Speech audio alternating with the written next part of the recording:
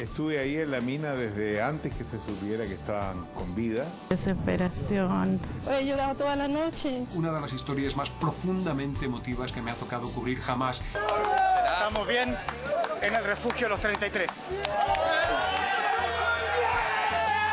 Una de las experiencias más grandes periodísticamente hablando. Allí estaban trabajando colegas de todos los países, desde Japón, de países de toda Europa. He estado en muchas guerras, en conflictos, en situaciones como la caída del muro de Berlín. Y la verdad es que nunca había visto tantos periodistas, tantos camarógrafos.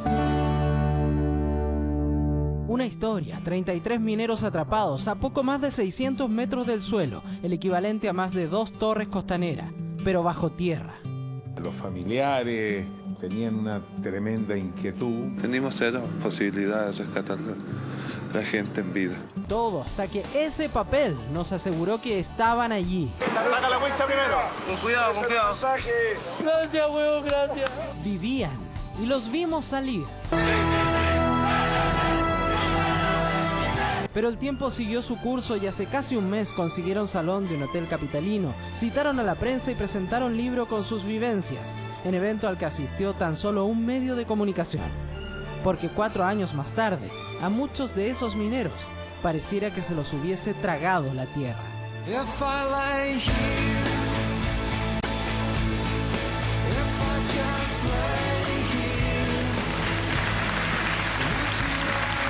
¿Cómo están? Buenas noches, bienvenidos y gracias por acompañarnos en El Informante por TVN, TV Chile, 24 horas y 24horas.cl. Bueno, esas figuras que fueron protagónicas de uno de los hitos noticiosos chilenos, sin duda de más impacto a nivel planetario, esos protagonistas parecieran hoy día estar más bien en el olvido y estamos a una semana de que se cumplan 4 años de ese accidente. Vamos a conversar con 3 de ellos, a quienes saludamos de inmediato. Gracias por estar aquí, Mario Sepúlveda, bienvenido. Buenas noches. Raúl Busto, muchas gracias por estar aquí. Buenas noches. Omar Reigabas, muchas gracias por estar aquí. Buenas noches. A ver, el que quiera recoger esta respuesta, pero lo que nos relataba en la nota Franco Ferreira, probablemente en lo último, es decir, es convocar una conferencia de prensa para anunciar la presentación de un libro que relata las vivencias que ustedes tuvieron durante estos 70 días bajo tierra y que haya llegado un solo medio, comparativamente a la multiplicidad de periodistas que tuvieron al momento del rescate. ¿Cómo interpretas eso? Bueno, a veces uno tiende un poco a conformarse, sentimientos encontrados. Anteriormente, como tú lo dices, después de haber sido tan famoso, quienes estaban a cargo de las comunicaciones, por ahí empezaron a divulgar cosas que realmente no eran ciertas. ¿A cargo de las comunicaciones dónde? Me refiero a cuando nosotros salimos y todo el mundo empezó a hablar que los mineros, millonarios, la cuestión entonces de héroes nos llevaron a ser, no sé, pues, artistas o rockstar, por así decirlo, que simplemente no éramos. Yo siempre dije, trátennos con respeto, como trabajador y como obrero de este humilde país, y que era lo que pedíamos, yo en lo personal. Después, cuando aparece el tema en donde, con mucho sacrificio, estos grandes profesionales que han estado atrás de esta historia, con gran experiencia, como el escritor a cargo del libro que hoy día se está lanzando, primero en inglés y en todos los países europeos, por así decirlo, y ya pronto en el habla hispana, se han sacrificado mucho para llegar a este libro. Se toma la decisión por intermedio de la nueva directiva que tenemos y los nuevos asesores, por así decirlo, de lanzar este libro, y duele cuando dicen, oye, ¿quién va a ir? La prensa, la cuestión, y tú vas con el ánimo de estar ahí, de hacerte presente nuevamente, y después de 4 años ya estamos un poquito mejor, posiblemente, y cuando aparece solamente un medio de comunicación, eso duele mucho, duele, porque más que mal, el país quedó en un escenario que nunca antes se había visto gracias a esto. Que eso quería preguntarte, Raúl, porque ustedes inevitablemente son considerados héroes, para la comunidad mundial son considerados héroes. Ustedes vivieron esa experiencia desde prácticamente todo punto de vista, viajaron, fueron recibidos por autoridades del mundo, vieron sus caras en la televisión internacional, en la portada de los diarios. ¿Imaginaron que pasando el tiempo, ya más apenas 4 años, iban a encontrarse con esta realidad de, podríamos decir, vuelta de espalda, desconocimiento, olvido? Buenas noches. En realidad el tema para nosotros es complicado. En sí el estar, por ejemplo, dando algún tipo de entrevista, para nosotros es nuevo. Y en el caso puntual del libro, a nosotros siempre se los mantuvo muy arriba, sabiendo que nosotros siempre fuimos trabajadores, como todos los chilenos que laboran día a día. En el caso puntual de lo que pasó en esa vez, por la información que estábamos entregando, pasa siempre. En Chile estamos acostumbrados a tener la gente arriba y después la dejamos caer. Cuando hay algún evento masivo, como fue el terremoto en mi zona, por ejemplo, todos estaban ayudando y después, ahora tú ves, a 4 años, se olvidaron de las casas que están reconstruyendo. Entonces somos así, los chilenos somos chacleteros, como se dice la palabra vieja. Tenemos a la gente arriba, la queremos harto y después lo olvidamos. Es tan simple como eso. Lo importante es que nosotros sabemos cómo es nuestro Chile. Yo a mi Chile lo quiero mucho y sé que va a cambiar. Con el tiempo, con el desarrollo que tenemos, va a cambiar. Ahora, Omar, inevitablemente también a ustedes se les pueden haber generado una serie de expectativas también. Se las pueden haber creado terceros y ustedes mismos también pueden haberlas ido desarrollando. En tu caso, por ejemplo, ¿tú tenías expectativas una vez que ya estabas fuera, una vez que empezaste a ver lo que estaba ocurriendo y la comparas con esta realidad hoy día? La verdad que sí. Yo veía que la cosa iba a marchar para nosotros mejor de lo que estábamos trabajando en la mina. Pensé que se iban a mejorar las condiciones porque nos iban a ofrecer un tipo de trabajo mejor remunerado, que iban a haber oportunidades como para que con nuestra experiencia ayudáramos a la minería. Que de hecho yo ofrecí al ministro de ese tiempo que nos prepararan para que nosotros pudiéramos ayudar a lo que era Cernageomina a fiscalizar a los pequeños mineros, a la mina que nos prepararon, pero también... ¿A quién les dijeron cuando le ofreciste eso? Que era muy buena la idea, que nos iban a llamar y que viéramos cuánto éramos los que queríamos participar, pero eso se vio en el momento y después nunca más... De hecho, el ministro que llegó después me mandó una tarjeta con una periodista extranjera para que lo llamara, entonces yo encuentro que eso era, no sé, yo lo miré como una falta de respeto, porque si ellos tenían mi teléfono, sabían dónde estaba, ¿por qué con una periodista extranjera que me llevara un recado que querían hablar conmigo por el tema de la fiscalización? Definamos un poquitito, ayúdame Mario, tú que además conoces bien la realidad del grupo, ¿cuál es la situación hoy día de los 33? ¿Cuántos, por ejemplo, reciben pensión de gracia?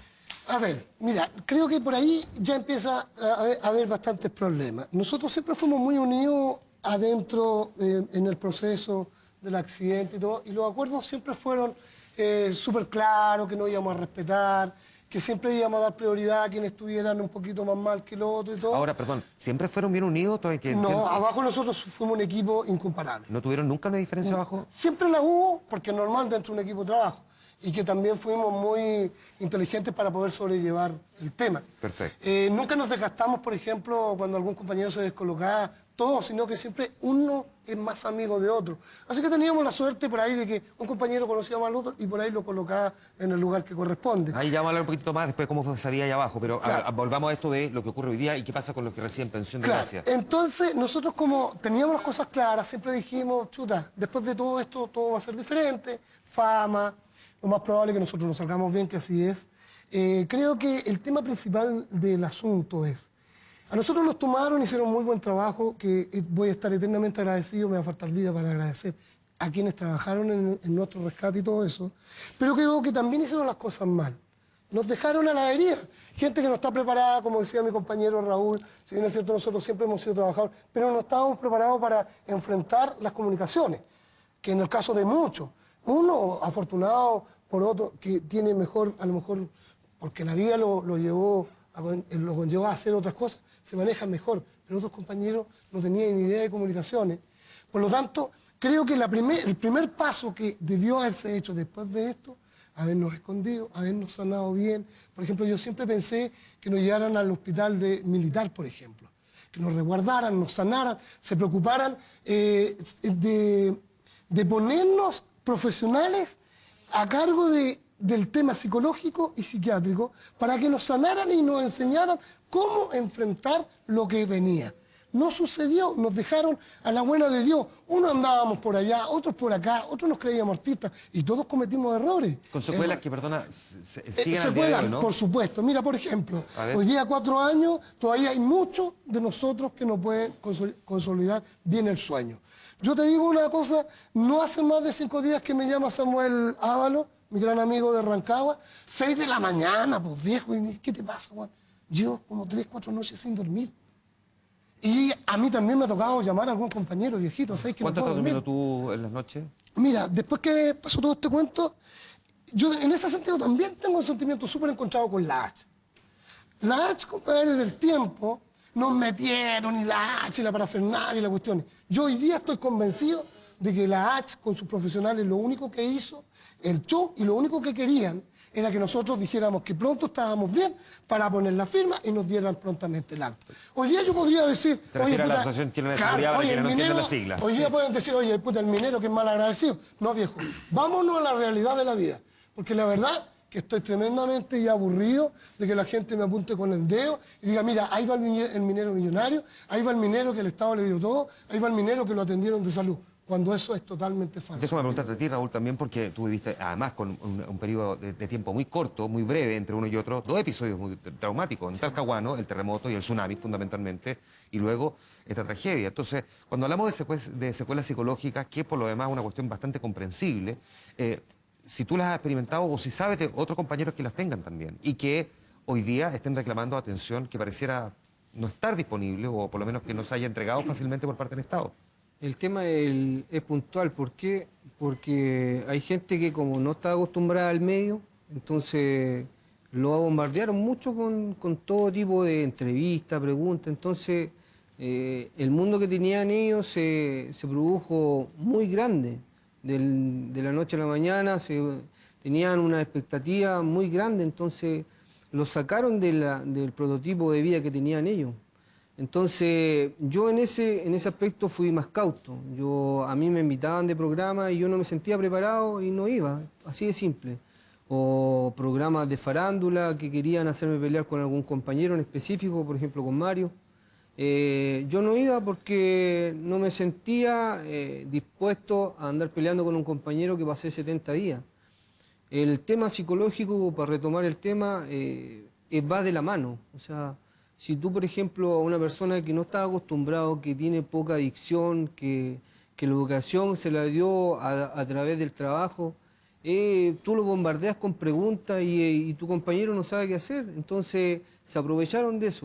Pero para entender bien lo que está, y te pregunto a ti también, Omar, lo que estamos abordando aquí es, por una parte, la experiencia traumática, sí, y la otra es digamos, la otra experiencia una vez que se está en tierra firme, es decir, claro, ya enfrentando la realidad de ser personajes tremendamente conocidos a nivel global. Pareciera que las descripciones que ustedes me hacen es que más bien pareciera ese otro momento es el que les generó más impacto, más que esos 70 días de angustia, temor, terror, confrontarse con lo peor de uno. Es que en ese punto en específico nosotros abajo estábamos sobreviviendo. Nosotros pensábamos en nuestra familia, nosotros pensábamos en nuestros amigos, y estábamos tratando de vivir día a día, con lo que teníamos, tratar de aguantar lo más posible.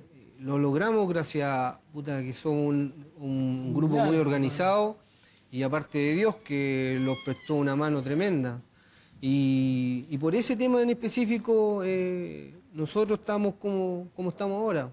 Debido a la parte psicológica, el tema ha atacado a personas puntuales. ¿Por qué? Porque se centraron más en algo que ellos pensaron que les podía hacer mejor, que fue centrarse en ello, no buscaron ayuda en un compañero, ese tipo de cosas. Ahora, tú, Omar, dijiste hace un rato una cosa que me quedó dando vuelta, y es que ofreciste incluso ayuda al Cernagiomín, a la autoridad de minería, sí, para tratar de corregir las dificultades que se presentan en el trabajo de la mina. Pero hay varios de ustedes que están sin trabajo el día de hoy, y puede quedar la idea, corríjame si me equivoco, de que incluso a más de alguno diga contratar a uno de los 33 puede ser un cacho, que una mínima cosa que le pase va a tener, digamos, repercusiones la verdad que muy grandes. Hay un grupo de empresarios de que temen contratar a uno de los 33. Primero dicen que son un cacho porque le van a dar trabajo y no sé, al mes van a estar con problemas de licencia por problemas psicológicos. Lo otro, hay muchos empresarios que dicen que le vamos a dar trabajo, démosle a alguien que lo necesite. Estos hijos están llenos de plata. Y lo otro es porque nos hicimos demasiado conocidos con el tema del accidente, que si nos dan trabajo, vamos a llegar a trabajar a una empresa y si no se está cumpliendo con las reglas de seguridad, nosotros íbamos a hacer la pulga en la oreja para ellos, porque como nos hicimos conocidos, tenemos acceso a los medios de comunicación, tenemos acceso a las autoridades, entonces nosotros íbamos a reclamar y no iban a escuchar de inmediato. Entonces para el empresario, eso yo creo que se retienen un poco de darnos trabajo. Ahora, ¿sabes qué? Es súper importante destacar, y también tampoco hay que ser tan mal agradecido en la vida, porque creo que nosotros hemos sido súper dignos, viejo. Nosotros, en un alto porcentaje, nosotros hemos sido súper dignos, hemos trabajado en este último tiempo lo que hemos podido, pero también hay que destacar a la gran minería, como en el caso, por ejemplo, de algunos compañeros como Daniel Herrera, Florencio Ávalo, Cortés, Carlitos Barrios, aprovecharon esta oportunidad o esta puerta que se nos abrió. Y aquí también yo siempre he repetido lo mismo. Aquí hubieron 33 oportunidades que cada uno de nosotros debió haberla aprovechado en su momento.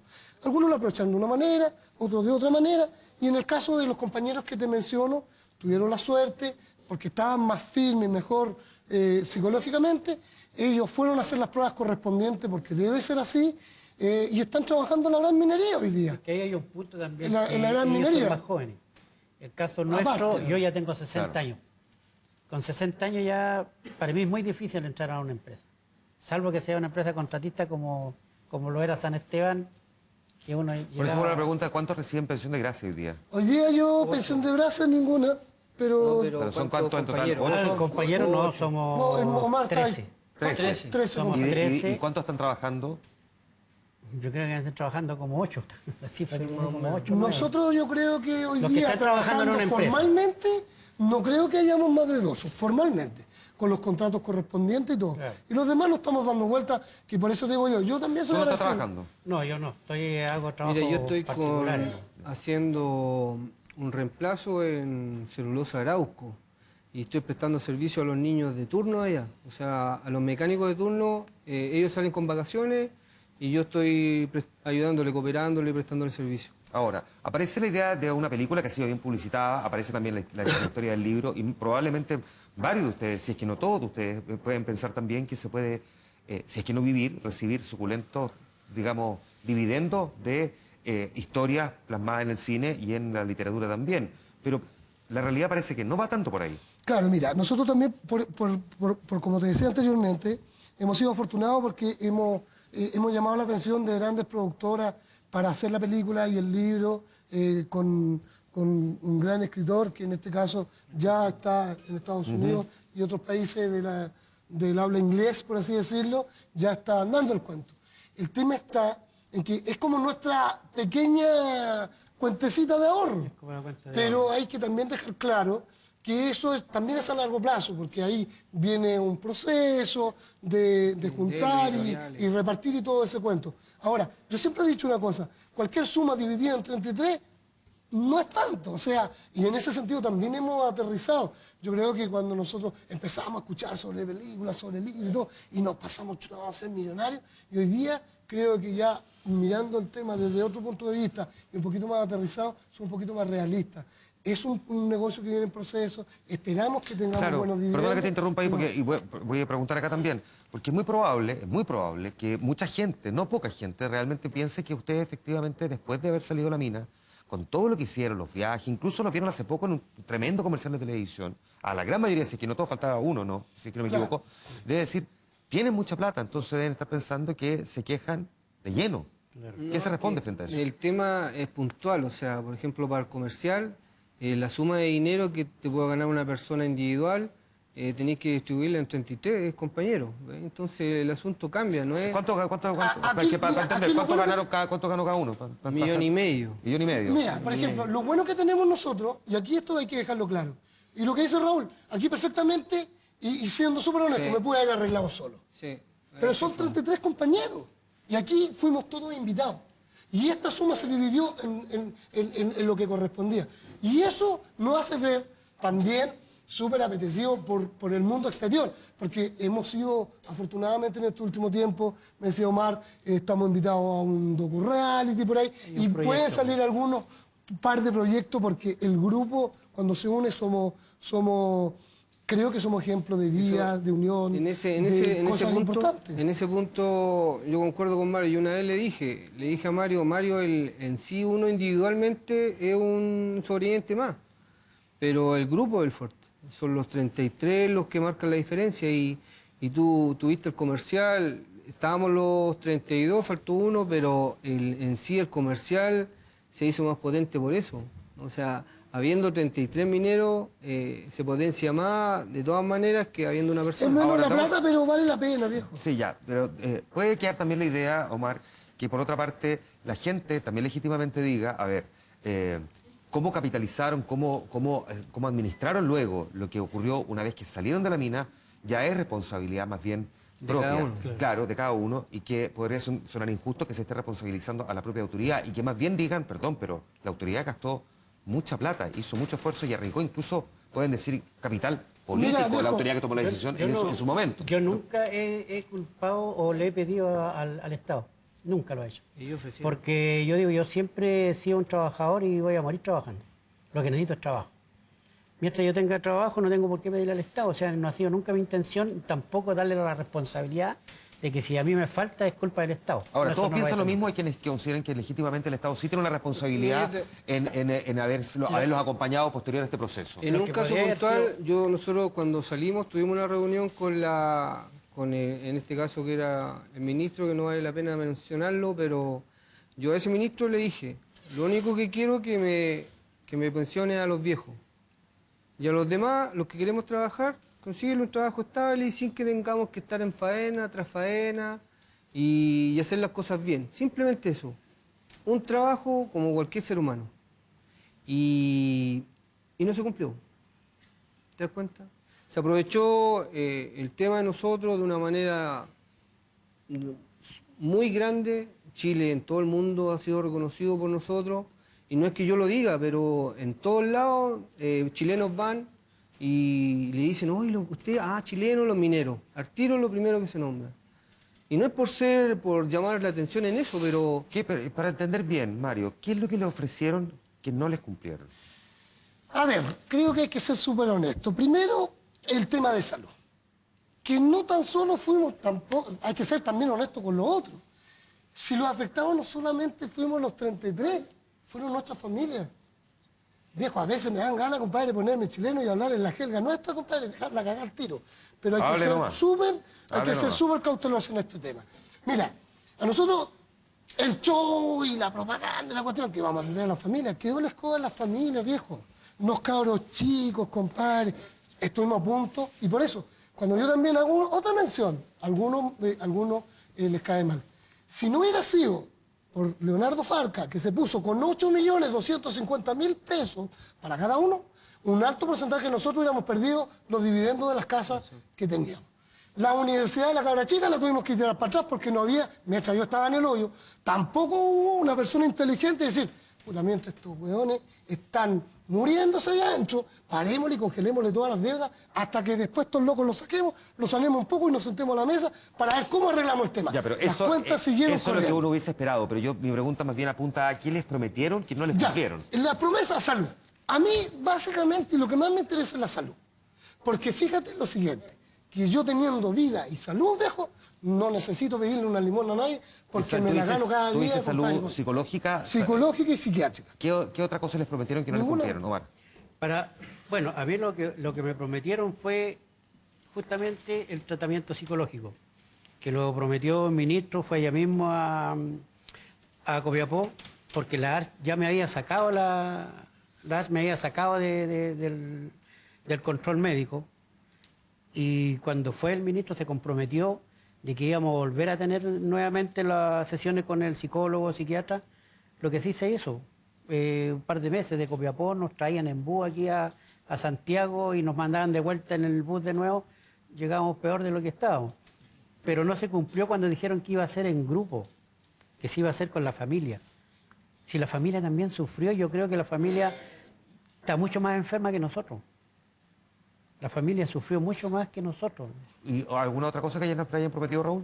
Sí, como te digo, yo cuando hablé con el ministro en ese caso, lo primero que le pedí fue eso, que me pensionara a las personas que tenían sobre 45. Pero hubo un compromiso hacerlo y no se hizo. Exacto. El problema esencial, que lo hicimos solamente a vía voz. Debía haber sido algo bajo escrito, haber firmado, y como te decía antes, el tema para nosotros fue súper nuevo, entonces no manejamos bien el problema en sí. Debía haber sido todo y aparte bajo de los escrito. políticos, compadre, hay que tomarlos con una cámara y un abogado atrás para que firme el papel al tiro para que la weá se haga... ¿Siente que los políticos se aprovecharon también Por supuesto, pero ¿qué tenían que estar haciendo allá sacándose la pura foto? Todos de distintos sectores. Un alto porcentaje, compañero. De todos los colores políticos. Hay excepciones, pero... No, hay excepciones. Pero no vale la pena dar pero nombres. si hay excepciones, supongo que vale la pena nombrarlas al menos, ¿no? Bueno, hay excepciones, pero... No, un alto porcentaje, yo soy súper honesto. La verdad es que yo a los que vi arriba fueron los que vi después que salí, cuando se hizo la misa para levantar el campamento. Vi a muchos políticos que ni siquiera me acuerdo quién eran, porque no me interesaba mucho. ¿Quién tiene, Omar, según tú, la responsabilidad de lo que pasó en el accidente de la mina de San José? ¿Quién tiene la responsabilidad? Hay una alta responsabilidad de Serna Geomín, que es un ente del Estado, como con los empresarios dueños de la mina. ¿Pero quién tiene más responsabilidad? Mandos medios, siempre los mandos medios. ¿Pero qué son los mandos medios? ¿La mina? Los mandos medios son los supervisores que por un bono más, un bono menos, no tienen los pantalones de decir, compadre, esta hueá la vamos a parar porque va a caer. Ya. Así es siempre. Esa es tu opinión, Raúl. Sí, los mandos medios... más que Serna Geomín. No. Serna Geomín por abrir la mina, o sea, la mina no está en condiciones para reabrirla y Serna Geomín cometió ese error. O sea, en realidad... Yo creo que fue más que algún error. Entonces, ¿cómo se entiende que desde el punto de vista de investigación penal la causa esté ahí suspendida en la práctica porque no hay pruebas para poder determinar responsabilidades? Es Chile, mi querido amigo, pero como es Chile, nosotros estamos en la lucha y hoy día más unidos que nadie. Hoy día estamos con dos abogados, que es don Roberto Valdés y Maximiliano Delgado, y estamos haciendo todas las gestiones para reabrir la causa, porque el veredicto fue un chiste que fue lejos, cero profesionalismo y todo. Hoy día estamos a paso de reabrir el caso y a paso de sentarnos a hablar con respecto a algunos detalles como cerrar, por así decirlo, el juicio en contra del... La demanda civil, ya. Porque son dos demandas, la penal y la civil. Yo estoy hablando de la penal. Respecto a la penal, porque lo que se argumenta es que no hay pruebas en la práctica. Claro. ¿Hay pruebas? Sí, pero nosotros las vimos, estaban ahí, era obvio que esto no debería estar funcionando. Pero que para el fiscal, si no hay muerte, no hay culpable. Que es un tema puntual. Y eso fue lo que dijo en el informe que hay, que no hubieron muertes, que por lo tanto no eran culpables los dueños de la empresa porque no hubieron muerte. O sea, tienen que esperar que muera una persona para que se haga justicia. Si eso Se enojaron cuando Samuel Ábalos y yo le preguntamos al ministro si había posibilidad de quedarse allá abajo. Los chicos se enojaron, quería que saliéramos todos. Con que yo sé, compadre, que iba a pasar eso, me quedo allá abajo, pues, viejo, y beneficio a todas las familias y a todos mis compañeros, por así decirlo, pensándolo hoy día frío. Porque es una burla que empresarios, que más que mal tienen su categoría, hayan hecho y le hayan hecho tanto daño a 33 pobres obreros. Ese es el tema mío y la rabia que tengo. Raúl, desde el punto de vista civil, porque está la otra demanda, esto es básicamente plata. O sea, determinar responsabilidades y que alguien pague. Mira, si la idea de la demanda civil es simplemente quitarle algo de lo que quitaron a nosotros, simplemente eso. O sea, esos 70 días no se los doy a nadie, ni al peor enemigo. A mí me cambió la vida por completo, a mi familia igual. Mi padre bajó 20 kilos. Mi madre casi se me muere. Les propongo entonces que hablemos un poquitito de esos 70 días, de la experiencia, tanto abajo como para las propias familias, a la vuelta a la pausa, que no lo hemos tocado hasta ahora, pero creo que es importante también como para poder definir exactamente qué fue lo que vivieron. 4 años se van a cumplir ya de este accidente que cambió la vida de estas 33 personas y de todo Chile. Pausa, volvemos.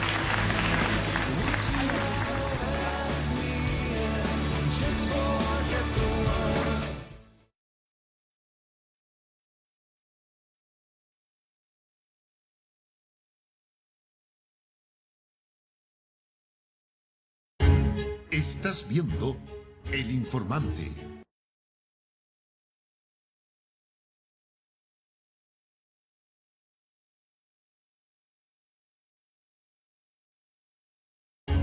Estás viendo El Informante, con el auspicio de Neutrógena.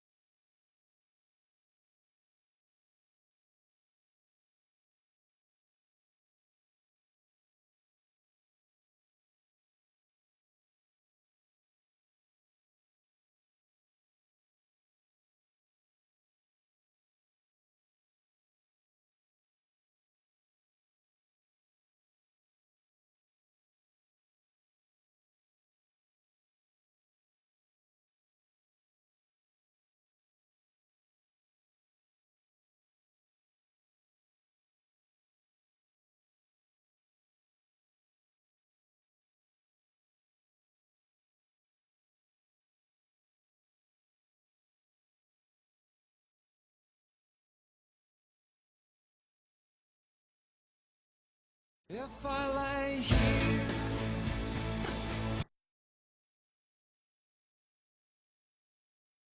if I lay here, if I...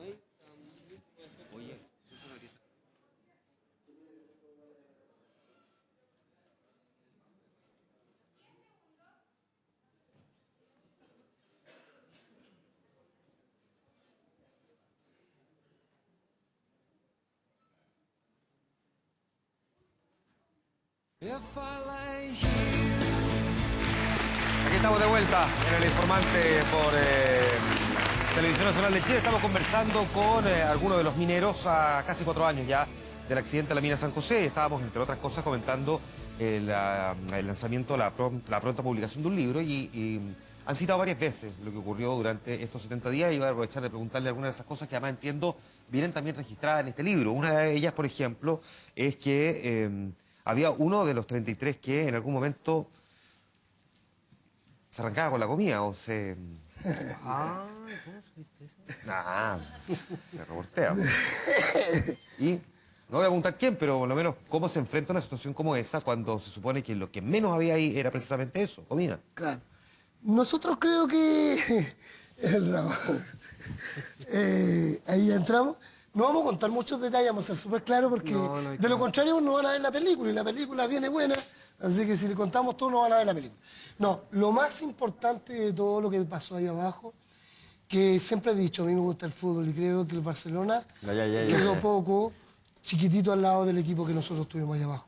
Hubo un excelente trabajo en equipo, fuimos muy unidos, somos medio tiraditos para la izquierda, así que decidimos de que todas las decisiones que ahí abajo se tomaran, las tomáramos entre todos y ganaba siempre la mayoría. Ahora, y eso fue Mario, te quiero decir que en Twitter no hay nadie que realmente crea que durante los 70 días todos eran unidos como hermanos, miembros de la misma iglesia, estando debajo de la tierra, ahí, después de ese accidente, y con las situaciones tan precarias. Hay quienes ponen efectivamente en duda. ¿Qué pasó con el suero? Entiendo que había una bolsa de suero y que de repente desapareció. Raúl. Mira, yo lo único que te puedo decir que todos merecen una segunda oportunidad. Y ese compañero que pasó, o que dices tú, porque yo no te he afirmado nada, puede haberse equivocado o puede haber dicho, no lo hago, ¿ves? Pero no te puedo colocar en evidencia a un compañero que vivió 70 minutos. Yo no estoy pidiendo que lo nombre, a menos que me cuente cómo se resuelve una situación como esa. Porque evidentemente... Con apoyo, uno apoyo, lo abraza y le dice, nunca más lo hagas, compañero, porque pueden... Con eso sobrevivimos 32 Exacto. Podemos sobrevivir 10 días con eso. Eso es lo que vamos a ver en la película, la ciencia ficción. Pura armonía y Se pura le pidió comunicación. que la devolviera, que nadie ni iba a mirar. Exacto. Y fue y la dejó donde Ahora, estaban. pero no es verdad que le dijeron que el suero estaba contaminado y que el que lo consumía le iba a pasar algo. Es que cada uno le daba su propio consejo o dábamos consejos en forma plural. Mira, Entonces ahí se tomaban las cosas. Ahí fue puntual, ahí fue simpático. ¿Por qué? Porque él tomó algo que desconocía. Entonces, yo me acuerdo que le dije, puntual, le dije, el que tomó eso se va a andar con colitis por lo menos 1 semana, 2 semanas, que lo entregue porque si no después no vamos a tener cómo pararle la colitis. Nos faltó ni medio día, lo entregó al tiro. Solamente por desinformación. Él no sabía lo que había tomado. Es verdad, otra cosa que también, me imagino en 70 días y ante la oscuridad permanente, ante la pérdida de la noción de cómo van pasando el tiempo, los días, noches, porque finalmente pero fundamentalmente la ausencia de comida, que entre otras cosas para ir matando el tiempo, simulaban realmente, por ejemplo, que comían, que salían a comer, que iban a un restaurante, que pedían un barro lujo. Siempre, mira, la gran minería, yo he tenido la suerte de me crié y me formé en el montaje industrial, donde la formación como trabajador es súper buena, y los psicólogos, por ejemplo, en el caso, cuando estuve en el proyecto Spencer Calama, los psicólogos nos hablaban mucho del síndrome de Peter Pan, y sirve mucho. El síndrome de Peter Pan es meter todos tus sueñitos que tenías ahí arriba, adentro de una burbujita y meterlos para adentro, y ahí pasar el día. Por ejemplo, yo lo pasé súper bien, viajo con mi amigo imaginario, y creo que me sirvió mucho. Mucho. Yo casi todos los días salía a visitar a mi hijo, tenía la buena onda que tenía allá arriba con mi cabrón chico, la tuve allá. Y nunca pensé, siempre pensando un poco, mientras no me muriera, que había que pagar las deudas, que había que seguir con la vida. ¿Esa experiencia se compartían también? Esto de simular, digamos... Sí, de hecho, cuando jugábamos dominó, conversábamos. Hoy día sábado, viejo, está la parrilla llena con pollito ahí, carne. Y el otro ya, pues maestro, que se callado, ni que ya las tripas no me dan más. Al rato se desquita él, no, yo voy a no sé en qué parte para acá para el sur, me como unos completos, las empanadas de kilo. Me tenía enfermo con las empanadas de kilo, me sonaban las tripas de hambre y él comía empanadas de kilo. Los completos gigantes, claro. Y todo eso o el churrasquito. Raúl, ¿cómo se administra la ansiedad, desesperación, la angustia, la desesperanza en algún momento, cuando uno sentía que la sonda no daba con ustedes? En el fondo pasaba de largo. Ustedes sabían que lo estaban buscando, pero que no estaban dando con ustedes. Sí, ese tema se resuelve solamente con trabajo en equipo. Las personas que lideraban el asunto a 700 metros tenían las cosas muy claras, entonces sabían a lo que atenerse. Sabíamos que si el sondaje nos encontraba, íbamos a sobrevivir, podíamos sobrevivir hasta 6 meses.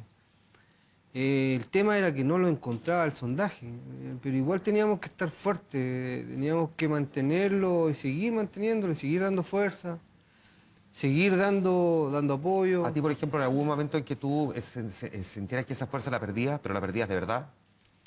Hubo un momento que estuve débil y Juan Carlos lo notó, que era un supervisor que teníamos abajo. Con Juan Carlos hacíamos muchas cosas, hacíamos cordero al palo, hacíamos ceviche. Yo hice como una variedad de 10 pescados abajo, al horno, asado, comíamos todos los días. Y él me vio en un momento que estuve mal, pero era por una cosa básica, que yo en algún momento tenía mis zapatos mojados, y esos zapatos mojados no podía colocármelos, simplemente porque estaban mojados con el sondaje. Y yo, como siempre manejábamos y teníamos que estar viendo el agua para los niños, las baterías para la luz, ese tema, simplemente no tener mis zapatos secos, me sacó de mi centro que tenía. Quiero mostrar una gráfica que creo va a ser bastante decidora, además yo creo que mucha gente lo recuerda, pero ahora uno puede compararla con realmente algo concreto, que no estaba, por lo menos de la manera en que lo conocemos hoy día, que es la torre del Costanera Center. Son más de dos torres, de hecho, del Costanera Center completas, la profundidad en la que ustedes se encontraban. Cada una de las torres tiene, por lo menos en la información oficial, 300 metros en total. Y aquí estamos hablando de más incluso. Por lo tanto, para que la gente que pasa por esa torre, imagínense, multiplique por 2 y vea todo lo que había que recorrer hasta abajo, finalmente, para poder llevar información. Información de la familia, que además, en Mario, y ya para ir finalizando, era una información que además, me imagino, estaba bastante filtrada, es decir, la familia no les contaba todos los dramas que ellos tenían al mismo tiempo allá arriba, precisamente para evitar que ustedes se fueran angustiando en lugar de sentirse más aliviados. Claro, mira, justo con llegar a filtrar las comunicaciones abajo, estos desgraciados me hacían sufrir mucho con las comunicaciones. ¿Por qué? Porque yo tenía muchas ganas de saber todos los días por mi familia. María andaba muy ansioso. Claro, entonces estos me hacían cartas. Siempre andaba. Y le ponían cualquier estupidez. Entonces decían, Mario, ¿cómo está? La familia, Francisco y todas las cosas. Si quieres saber algo más sobre qué estamos haciendo acá afuera, mira el reverso de la carta. Mira para atrás y había un que te dije, cualquier cosa, y ahí yo ya me volvía loco. ¿Es verdad que en algún momento ustedes dos estuvieron a punto de pelearse? Sí, porque yo siempre, este loco fue mi cable a tierra. Omar junto con Johnny Barrio creo que son unas personas muy importantes para mí, y este loco siempre me aterrizaba. Entonces un día tuvimos una diferencia de opinión. Entonces yo sobre la misma dije yo, ¿quién va a pegar a este viejo desgraciado, infeliz y todo el cuento? Y lo desafié a pelear. Pensando en que el raigaba por la edad no iba a ponerle. ¿Qué dijo el otro? Y mi compadre se paró y apechugó. Me paré y le dije, vamos a pelear, pero donde no nos vea nadie, lejos vamos. Y nos fuimos a pelear para abajo. Ah, no, o sea, pelearon finalmente. Fuimos a pelear. Pero no peleamos. ¿No? Entonces yo miraba para atrás y decía, este viejo claro. me va a sacar la chucha. ¿Cachai? Y miré, de repente miro para allá para atrás, y este viejo chico, no sé de dónde saca, cuerpo apegadito, musculoso, y dije yo, este viejo conchito, me va a sacar la chucha, compadre. Y este otro, ¿qué decías vos? Yo de él lo miraba y dije, ay, este guaso, le miraba las manos, este guaso me va a poner un combo, me va a aterrizar. Así que iba por la orilla del cerro buscando a ver si encontraba un fierro, pegarle un fierrazo. Pero subimos y ahí nos dimos cuenta que el ser humano, cuando quiere hacer algo, lo hace, porque nos dimos cuenta que lo que íbamos a hacer era estúpido. Estábamos a 700 y tantos metros debajo de la mina y íbamos a pelear por una tontera. Que eso también iba a llevar a que otros compañeros también después hicieran lo mismo. A la final le terminamos abrazados, pero sin besos. Abrazados, nos arrodillamos, hicimos una oración y nos dimos la mano y seguimos hacia arriba. Parte de esa historia están reflejadas en el libro, parte de esa historia están reflejadas en la película, parte de esa historia la hemos conocido esta noche. El lado amable, el lado triste también estamos viendo aquí que hay un grupo importante de estos 33 que parecieran estar muy, muy en el olvido y por lo tanto esa sensación que queda instalada también en parte de la ciudadanía de preguntarse qué pasó con los mineros, de creer que ganaron mucha plata, solo para despejarlo. ¿Tú sientes que te ha ido mal en la vida? Mira, yo después de estos 4 años me he ido... Mira, yo soy súper bien, compadre. A mí la gente me pregunta, Mario, ¿cómo te ha ido? ¿Has aprovechado esta oportunidad de la vida? Yo, sí, compadrito, la he aprovechado.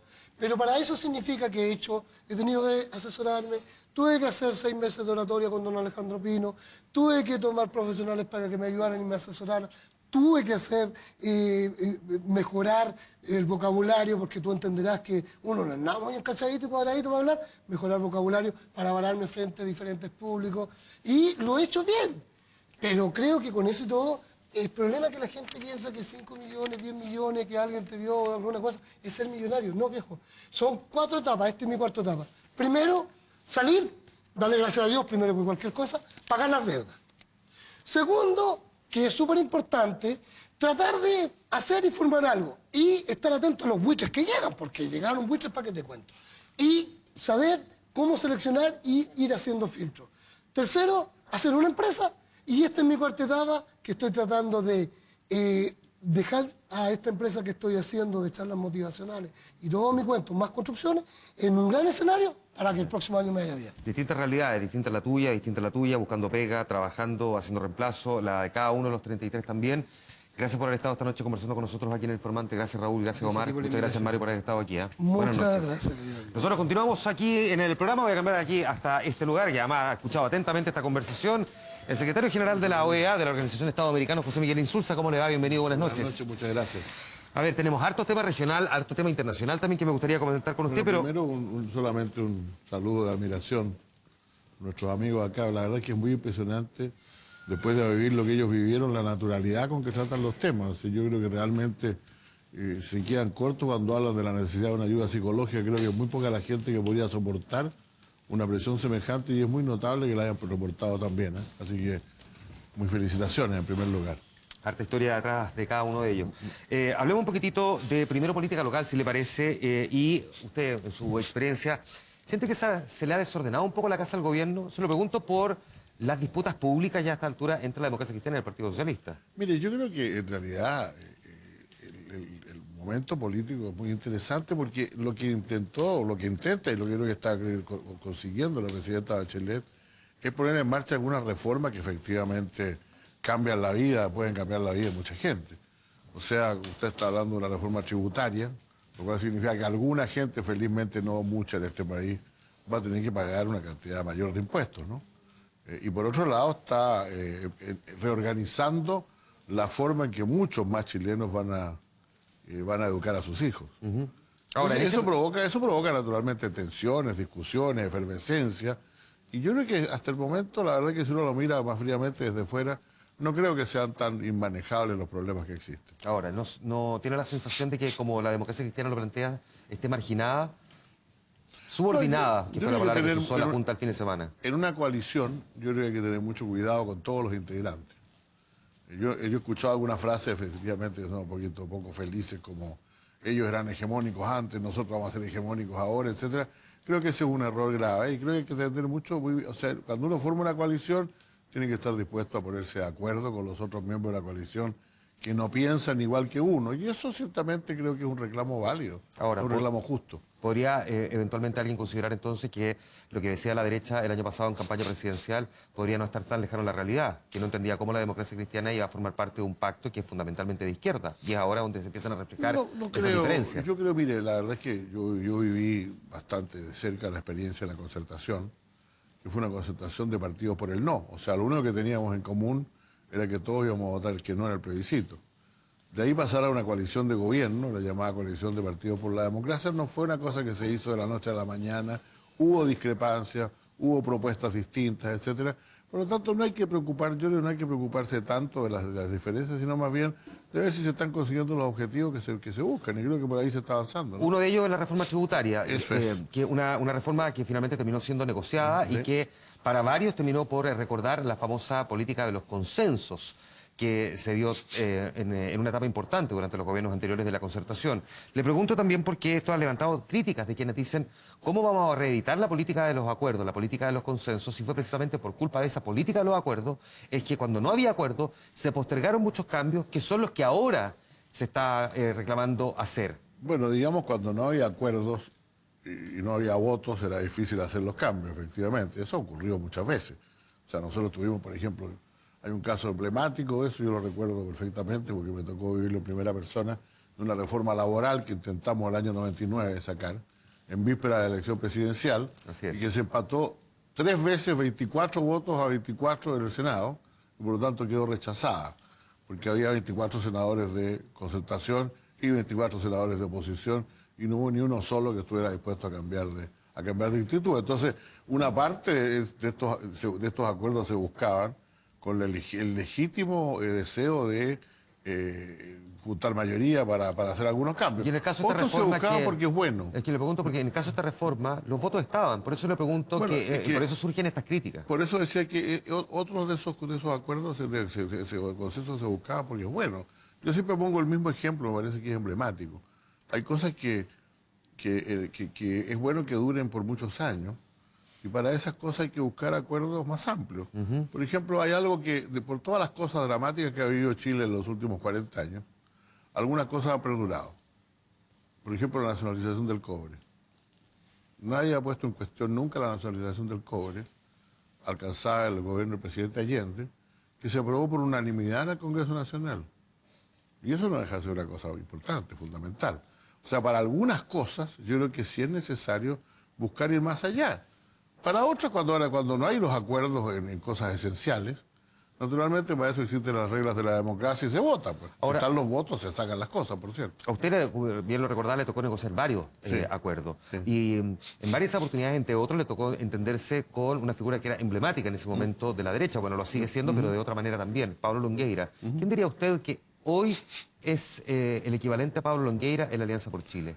Mire, yo no veo, o sea, estamos en un periodo de transición también en los liderazgos, ¿eh? O sea, y eso es bueno, los dirigentes de los partidos, en el caso de los partidos de la derecha, son dirigentes nuevos, en algunos casos también de la nueva mayoría, y eso, el liderazgo demora en afirmarse, o sea, demora el ascendiente sobre su partido incluso.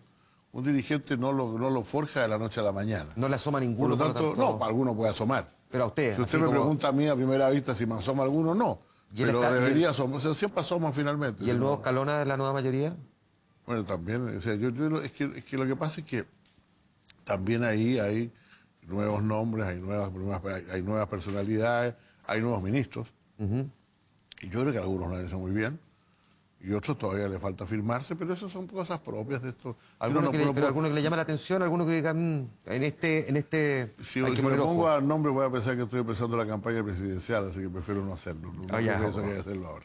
A propósito de campañas presidenciales, porque hay muchos que piensan que no es tiempo de andar hablando de candidaturas presidenciales y que de hecho lo hemos visto, además viene ocurriendo desde hace una semana. Este gobierno lleva muy poco, no ha cumplido ni siquiera menos, de hecho, de un semestre de gobierno, pero hay quienes consideran que mejor, mientras antes, mejor. Usted mismo fue crítico en señalar hace algún tiempo que uno de los problemas que tuvo la concertación en la elección anterior, la elección presidencial del 2009-2010, fue precisamente que no se trabajaron liderazgo. ¿En esa lógica no sería bueno empezar a trabajar desde tempranito entonces? No, yo creo que, mire, yo personalmente creo, lo digo claramente, porque el acortar el periodo a 4 años no fue una decisión tan acertada. Creo que es un periodo demasiado breve, pero aún así yo creo que empezar con hablar de quién va a ser el próximo candidato presidencial, cuando un gobierno que tiene los programas que tiene las propuestas que tiene no ha cumplido todavía 6 meses, creo que es un despropósito. Felizmente lo que están haciendo son candidatos, por así decirlo, o protocandidatos que están fuera de los partidos, digamos, y lo hacen por su cuenta. Bueno, eso está bien, lo harán. Nadie puede controlar eso. Estas polémicas que existen entre uno y otro personaje que estuvo presente en la elección presidencial, Marco Enrique Ominami o Andrés Velasco, no son una cosa atribuible a la nueva mayoría. Y yo espero que en realidad, por lo menos en los partidos, se mantenga la tranquilidad a este respecto hasta que pase, yo diría que hasta las elecciones municipales, por lo menos. ¿De quién se siente más? Tenemos una oportunidad a este gobierno de que realmente despliegue toda su actividad y funcione. Ya, no le voy a preguntar entonces a quién ve con liderazgo, pero sí le pregunto, ya que tenemos estos dos candidatos que aparecieron en estos últimos días, ideológicamente, ¿quién se siente más cercano?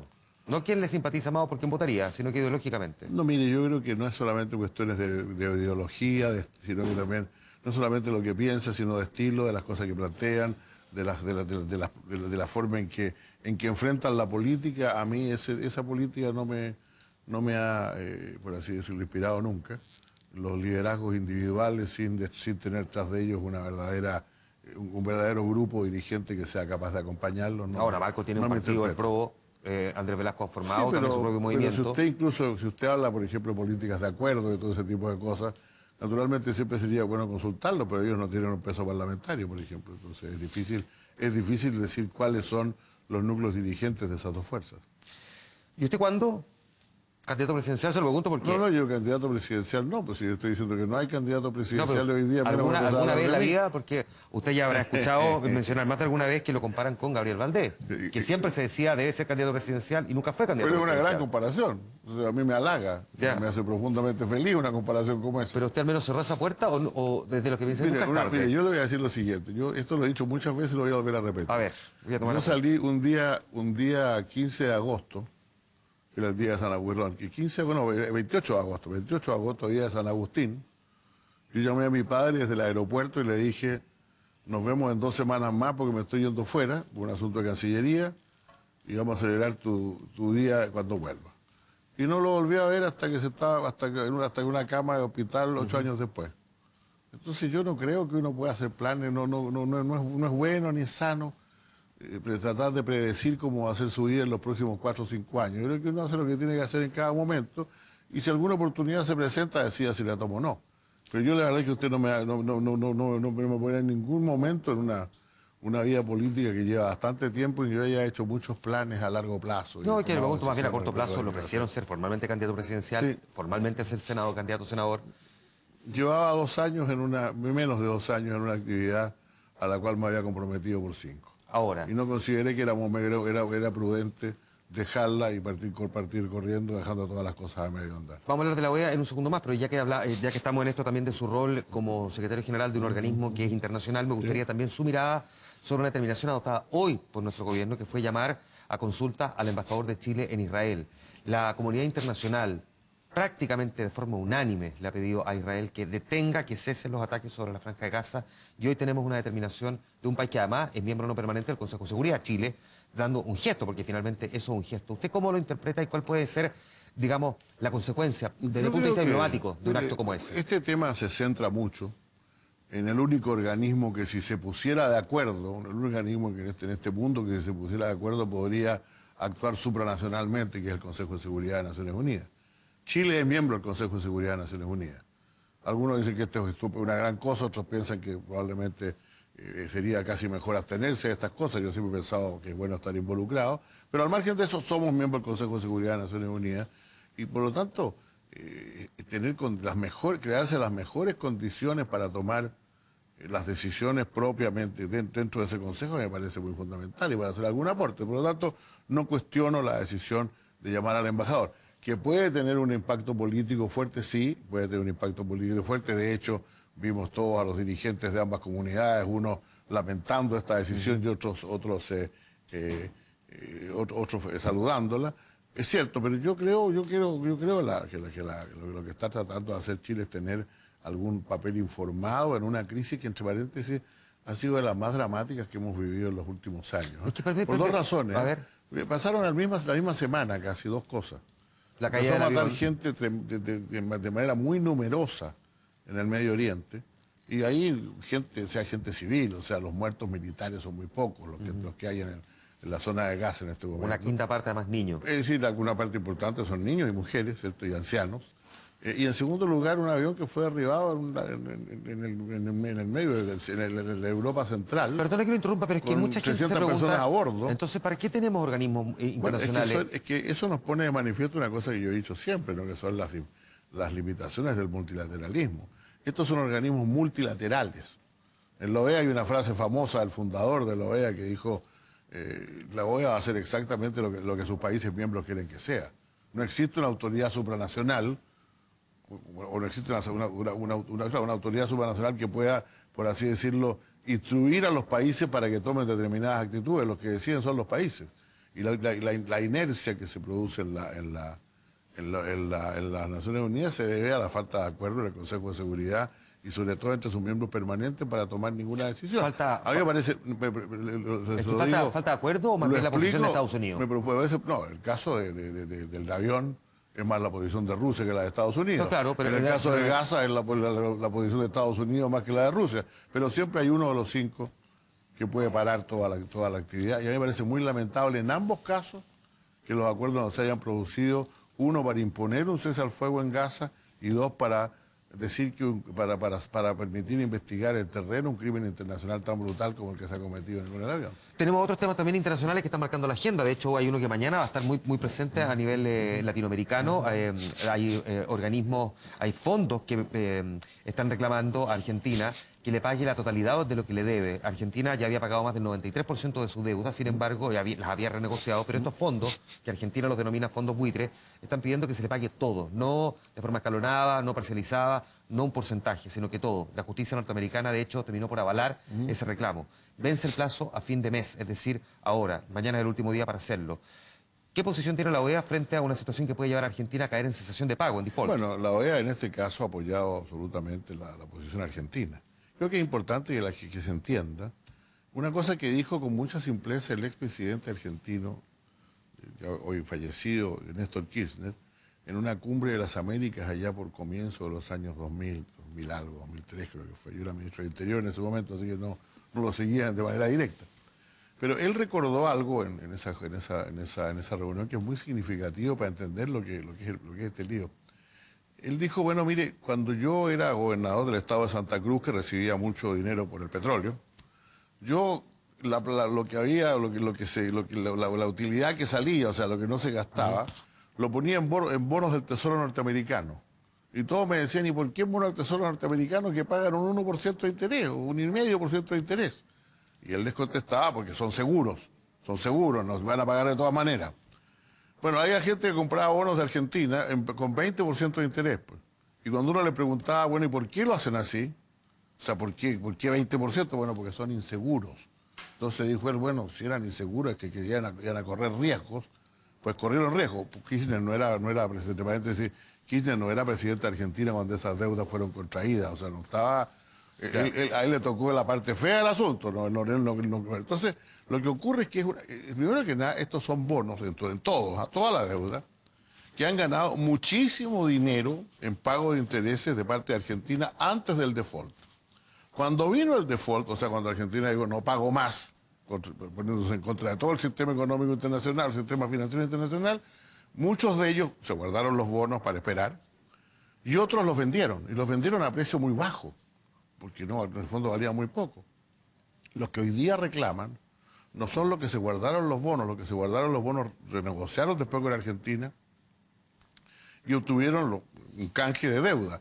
Los que hoy día están cobrando compraron los bonos a precio vil y han sacado por ellos una cantidad muy grande de plata. Por eso los argentinos los denominan los fondos buitres. Si Argentina les pagara a ellos, si Argentina les pagara la totalidad... El resto podría reclamar lo mismo. No, es que hay una cláusula explícita que dicen que si Argentina arregla con algún deudor, arregla de mejor manera que lo que arregló con los países, con los acreedores con los cuales renegoció, está obligado a pagarle lo mismo a los acreedores. José Miguel, esos son como 400.000 millones de dólares, no hay plata para pagarlo. Se me va el tiempo, pero también tengo que preguntarle por varios otros temas. Por ejemplo, la situación que se vive actualmente en Venezuela. Hay organismos que, bueno, sectores políticos han cuestionado también el accionar de la OEA, pero me quiero quedar con lo que ha dicho Human Rights Watch, que dice que ustedes tratan la situación política en Venezuela dentro de la OEA como si fuera una catástrofe natural donde todos son víctimas. ¿Por qué cuesta tanto asumir una posición frente a lo que pasa en Venezuela? Lo mismo que yo he dicho. Yo era partidario que lo voy a discutir el tema. Y incluso en febrero, cuando el asunto empezaba a surgir, yo dije que mandar una comisión sería bueno, que si no se pueden poner de acuerdo entre ellos, vaya una comisión internacional que ayude a que se pongan de acuerdo. Y en algunas partes incluso llegué a hablar de 3 cancilleres. Bueno, la OEA no, los embajadores no estuvieron dispuestos a hacerlo en la OEA. Se hizo en la UNASUR. Por lo tanto, lo que yo proponía que se hiciera, se hizo. Ahora, y empezó el diálogo. Ha habido diálogo, el diálogo no ha funcionado. ¿Por qué no ha funcionado? Porque para que haya un diálogo significativo, alguien dijo alguna vez que para echarle un diálogo uno tiene que estar más dispuesto a escuchar que hablar. Pues. Y esta gente lo único que han hecho es hablar los dos, manteniendo sus posiciones, sin que ninguno escuche al otro y sin que cumpla la otra condición, que es hacer algunas concesiones. O sea, es muy difícil, para ponerlo solo de un lado, de la oposición, para la oposición venezolana, seguir sentada en la mesa del diálogo cuando hay otros opositores que, entre paréntesis, no fueron al diálogo pero que están presos. Entonces resta mucho peso en la gente de la sociedad venezolana que ellos representan, presentarse en un diálogo mientras haya gente que esté presa. Lo que yo he planteado es que porque no se busca, por lo menos, hacer algunas concesiones en materia de la gente que está detenida para mejorar el clima del diálogo. Y eso no ha ocurrido, por eso que el diálogo está paralizado. Usted planteó que la OEA tuvo una idea que finalmente se terminó materializando en la UNASUR. ¿Ve a la UNASUR como una competencia concreta de la OEA sin Estados Unidos, que es lo que varios países latinoamericanos habían venido pidiendo, que la realidad de Estados Unidos es completamente diferente a la del subcontinente y que era necesario tener una UNASUR? No, la verdad es que son organismos distintos. La OEA es un organismo en que están los 35 países de las Américas, han suscrito su carta y están ahí. La UNASUR es de los países de América del Sur, como antes existía, mucho antes, en el Caribe, está el CARICOM, en Centroamérica está el SICA, ahora está la UNASUR. Enhorabuena, pero tenemos competencias distintas, o sea, por ejemplo, los temas de derechos humanos, en los temas relacionados con la seguridad pública y la violencia de la droga, en las observaciones electorales, en los problemas migratorios, etcétera. No hay competencia para la Organización de Estados Americanos. Ahora, a la OEA la critica digamos así, izquierda más radical, la extrema derecha en Latinoamérica, los organismos de derechos humanos también, los organismos empresariales, incluso hasta los políticos republicanos y demócratas en Estados Unidos. ¿Quién defiende hoy día la OEA? Bueno, todo depende, porque cuando la critican unos, la defienden los otros. O sea, cuando destituyen al presidente de Ecuador, que es un presidente más bien de derecha, el Congreso, la OEA acepta que lo destituyó el Congreso y reclaman los de la derecha y aplauden los de la izquierda. Cuando la izquierda, cuando el Congreso de Paraguay destituye al presidente el presidente Lugo, que es una persona por la cual yo siento mucho afecto y respeto, lo destituyó el Congreso. Bueno, en ese momento la izquierda condenó que nosotros estuviéramos aceptando esto y los otros lo aplaudieron. Lo importante es que nosotros hicimos lo mismo en ambos casos. O sea, que fuimos absolutamente coherentes. A nosotros nos pedían la izquierda que desconociéramos la elección de Felipe Calderón como presidente de México. Nosotros dijimos, lo decidió institucionalmente el Tribunal Electoral de México, válida la elección, lo reconocemos. Bueno, ahí, cuando hicimos lo mismo respecto de Venezuela, los papeles se alteraron, porque todos los que reclamaban lo primero pasaron a aplaudir lo segundo y viceversa. José Miguel, ya va a cumplir su segundo periodo prácticamente ya dentro de la OEA. Si tuviera que decir, este va a ser mi legado, ¿cuál cree usted que va a ser su legado? Haber pasado por un periodo tremendamente turbulento, en que por primera vez en realidad hay posturas políticas muy distintas dentro de la OEA y que todos se hayan sentido de alguna manera representados ahí, porque cuando tienen un problema pueden reclamar lo que quieran, pero llegan a la OEA. Yo creo que eso ha sido un gran logro. Esta OEA sigue teniendo los mismos tiempos que tenía al principio, incluso Cuba se han levantado las sanciones, ellos no han vuelto porque no han querido, y sin embargo la OEA se mantiene funcionando, y hoy día funcionando mejor que lo que era en las décadas anteriores. Me quedo con esta última frase de Andrés Oppenheimer, que escribió hace algunos años, me gustaría saber qué es lo que piensa, pero dice, la OEA es un cementerio de políticos desplazados y embajadores cercanos a la jubilación, pero es también uno de los pocos foros donde Washington puede reunirse con la mayoría de los países de la región. A ver, ¿qué parte comparte y qué parte no? Yo primero que nada le voy a decir que el penúltimo embajador de Perú se fue a su país a ser ministro del Interior. El último embajador de Haití se fue a su país a ser ministro de Relaciones Exteriores. Entonces, el secretario general podría ser candidato presidencial. Por lo tanto, que son políticos en retiro o en decadencia, eso no es muy cierto. Y en segundo lugar, la verdad es que una cosa que no había ocurrido nunca, y que tanto que hablan de la OEA, pero por si es tan inútil, ¿por qué se molesta? ¿Por qué han gastado tanto papel en estos años en discutir de la OEA? Si es un organismo tan intrascendente. ¿Sabe por qué? Porque cuando al presidente Evo Morales le paran su avión en el medio de Europa la otra vez, que fue un atropello, pues los mismos que reclaman contra la OEA vienen a la OEA a pedir una resolución. Cuando los que critican los problemas de derechos humanos sienten que les han violado sus derechos humanos, que han intentado darle un golpe, pues vienen a la OEA también. Por lo tanto, va a ser siempre, este es un organismo político, es un organismo político. Y en la política, como digo, siempre algunos aplauden un día y rechazan otro día, y aquí se les dan todas las garantías para que hablen. La otra vez me vino a ver la oposición venezolana. Y decían un poco lo mismo. Yo le dije, bueno, ¿para qué nos sirve la OEA? Bueno, le dije, ustedes están aquí. A ver, díganme a dónde más pueden estar. Pueden estar en la UNASUR, pueden ir a la CELAC, pueden ir a alguna parte donde se les vaya a prestar foro y se les vaya a escuchar. Y eso es este organismo, es un gran foro del hemisferio en el cual, por lo tanto, se ventilan todas las discusiones y los problemas. ¿Usted tiene Twitter? No, fíjese. No, ¿Sabe por qué? ¿Por qué? Porque tengo muy mal carácter, entonces ya me habría insultado con un montón de gente, prefiero no correr el riesgo. Ya. No correr el riesgo de No tiene, pero ni siquiera la zapea, lee. No, sí, los twitters que salen me llegan, si los veo. Ah, ya, pero usted no se mete así voluntariamente. O sea, hay un Twitter de la OEA que recoge cualquier cosa, cualquier frase de cualquier medio, cualquier tuitero que diga la palabra OEA, a mí me sale. Ya, ¿y usted no tiene en su celular ese Twitter? No, lo tengo en mi computador. Ya. Ah, pero no responde. O sea, no respondo. Ya, por eso al final de este programa siempre recogemos el tweet de la semana. Bueno, es una cosa horrible. No, si no tiene nada que ver porque lo recogimos mucho antes, lo recogimos más temprano, que es de Francisco Aravena, que además trabaja en la revista ¿Qué pasa?, a quien le agradecemos además porque nos regaló ese tremendo tweet que dice: confirma que No abras la puerta, la próxima teleserie TVN, comienza junto al final de Vuelve temprano. No abras la puerta, vuelve temprano. Todavía no explican cómo cresta entro a mi casa. Que básicamente es la combinación de una teleserie con otra, que podría ser un buen título para una tercera teleserie. Nosotros salimos a preguntar a propósito de estos títulos de teleserie que parecieran ser antagónicos. ¿Qué título de teleserie le pondría al actual momento político chileno? Le propongo que vayamos a la pausa y veamos después qué es lo que responde la gente. Con mucho gusto. Vamos a la pausa, esto es lo informante, volvemos al tiro.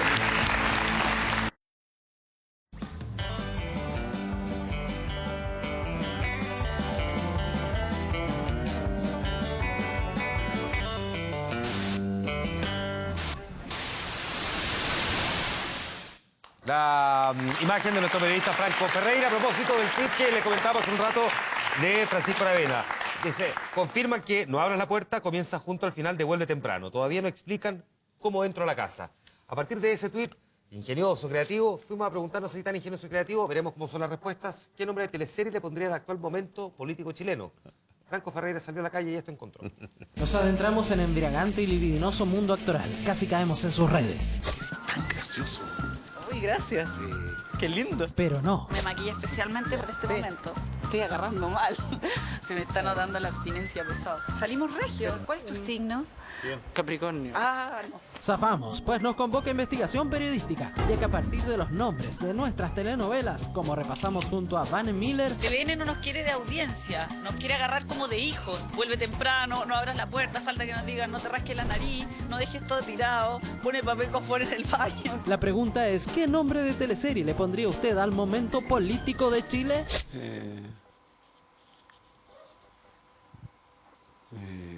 No es fácil esta pregunta. Ahora, si el título es para esos políticos que sesionan con un computador sobre el escritorio, piensa Miller, Sería no vean porno cuando están trabajando. es que vaya imagen la que se ha granjeado nuestra política. Mucha cara dura. Dice Juan Carlos Duque, compositor de tema central de Amores de Mercado, a quien desde la política le sale al paso con la agresividad de su famoso